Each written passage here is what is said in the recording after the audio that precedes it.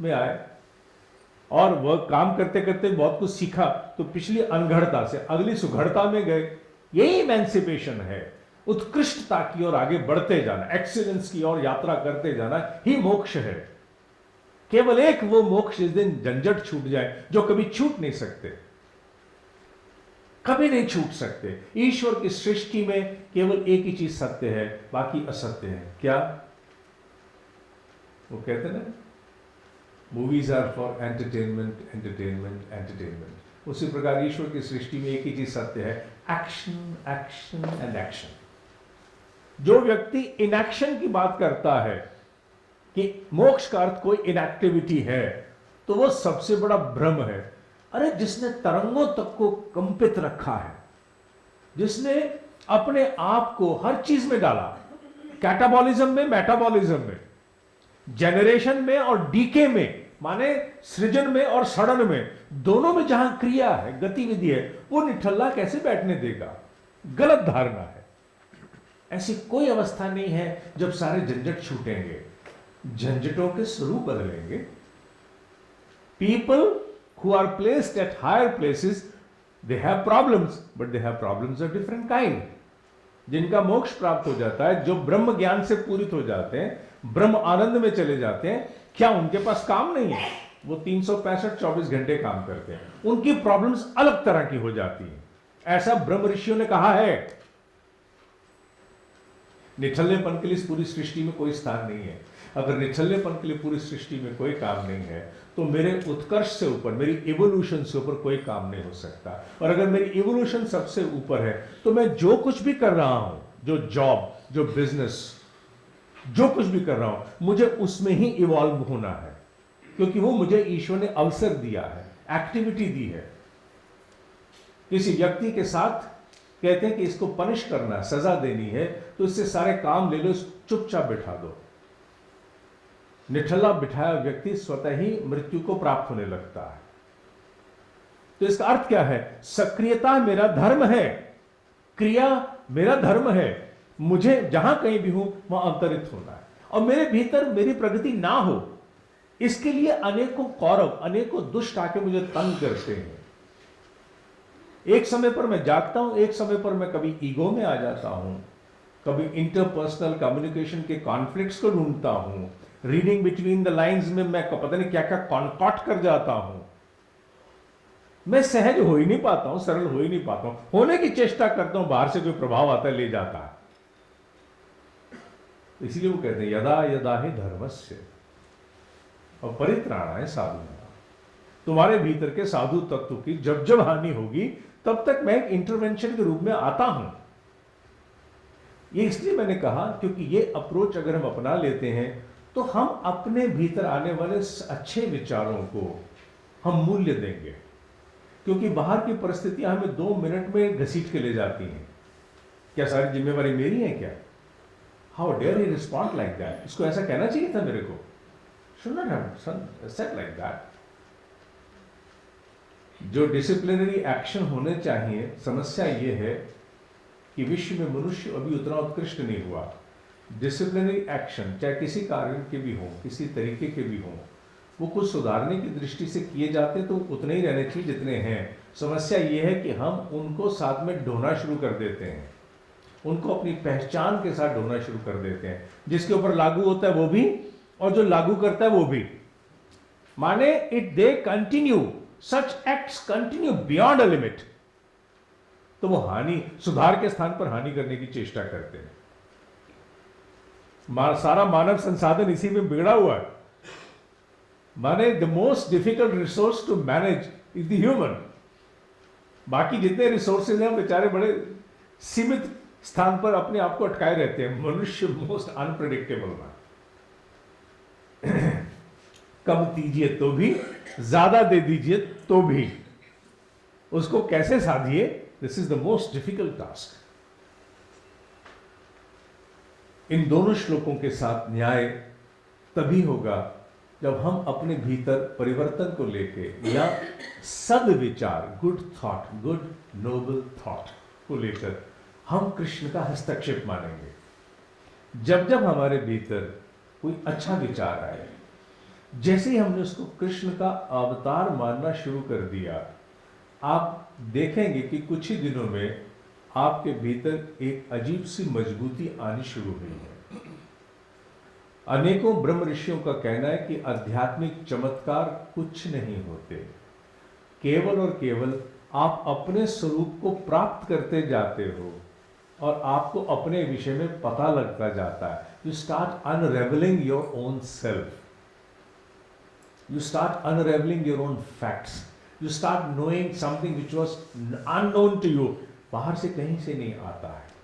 उसी प्रकार अगर हर अच्छे विचार को, आप में कोई अच्छा विचार आया, उसको अगर ब्रश असाइड नहीं किया और आपने मूल्य देकर के कहा कि नहीं, this is input of intuit from Krishna, इतना ही कह दिया, और any other word, no bias for Krishna, आप कुछ भी कह दीजिए, गुरु जी का विचार आया मेरे भीतर, कि मेरे भीतर गुरु बोला, आप कुछ भी बोल दो, मेरे भीतर आइंस्टाइन बोला, चलो ये भी चलेगा, डजंट मैटर।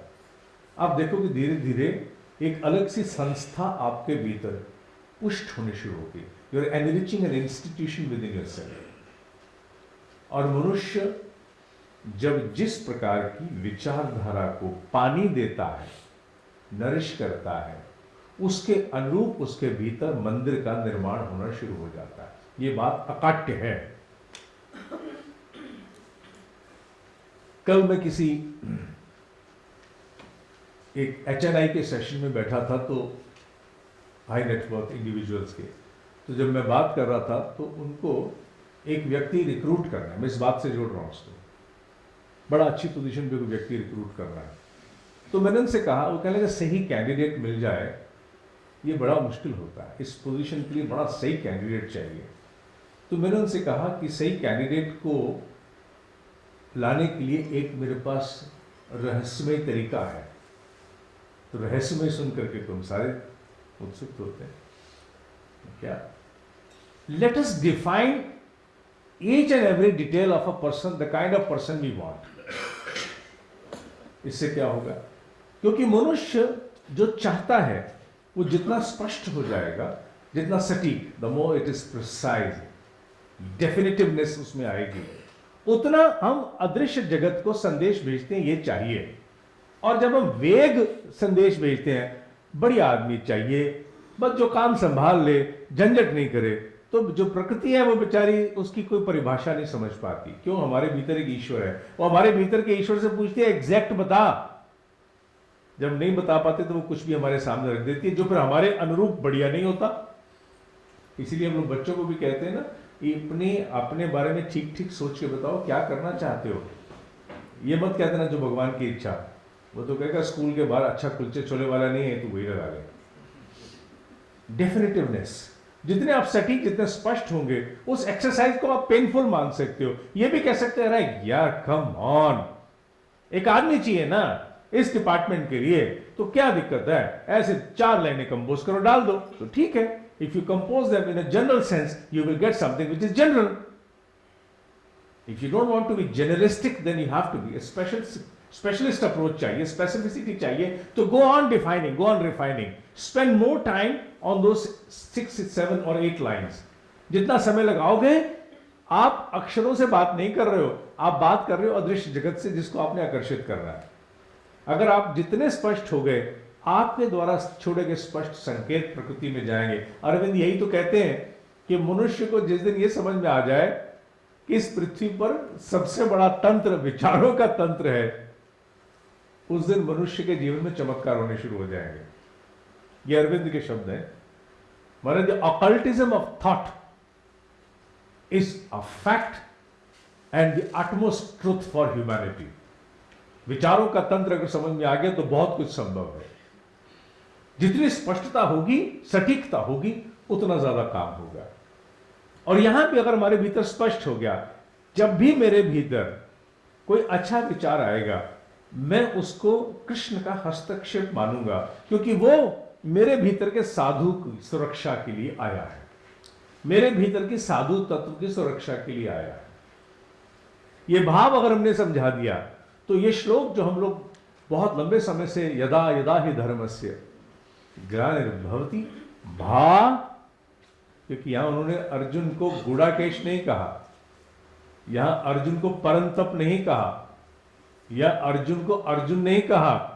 हर नाम उनको हर श्लोक के अनुरूप, under the backdrop in absolute consonance with the spirit of the verse, उन्होंने प्रयोग किया है। ठीक रूप से कहा है यहां भारत, भावनाओं में डूबे हुए, ऊंची भावनाओं में डूबे हुए, तेरी भावनाओं की सुरक्षा के लिए, तेरी अच्छी भावनाओं की सुरक्षा के लिए, वहां अधर्म ना हो, उसकी सुरक्षा के लिए मैं अवतरण लेता हूं। तो हमारे भीतर भी कृष्ण का अवतरण हर घड़ी होता है, बाहर की परिस्थितियों के लिए भी कृष्ण का अवतरण होता है। कृष्ण का अवतरण ट्रेंड्स के रूप में होता है। अगर आज हम लोग उग्रवाद से लड़ने के लिए मंचों पर इकट्ठे होने शुरू हो गए हैं, तो this is the manifestation of the cosmic will in the form of a trend. जब पहले आते नहीं थे, पहले एक देश का उग्रवाद दूसरे देश का था, मन्ने बेरा को नहीं, I am not concern about it, it's not, उसके अनुसार वो टेररिज्म थी नहीं। आज कहीं की भी टेररिज्म सबकी साझी हो गई है। हम तो देख रहे हैं अनेकों राष्ट्र जो आज तक उग्रवाद से अपने आप को पीछे रखे हुए थे, आज वर्तमान में वो सबसे ज्यादा मिसाइलें दागना शुरू कर दी इन्होंने।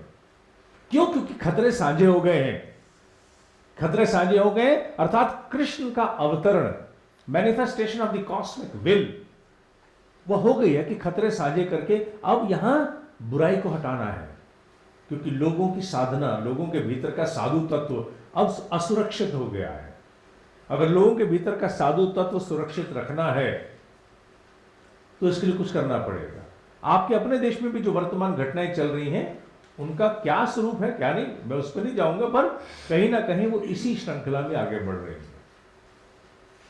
I am not getting into all that's not my field, even I am not in politics at all. समझना होगा कि कृष्ण के अवतरण की चर्चा धर्म की हानि को रोकने के लिए वन फाइन डे नहीं होगी। It is an occurrence which occurs on daily basis, every minute, with in you and me, outside us, with in and without. It happens on the national platform, on the international platform. It happens in business, in health, in education, in security, in economy, everywhere. Cosmic will is everywhere. हर जगह है।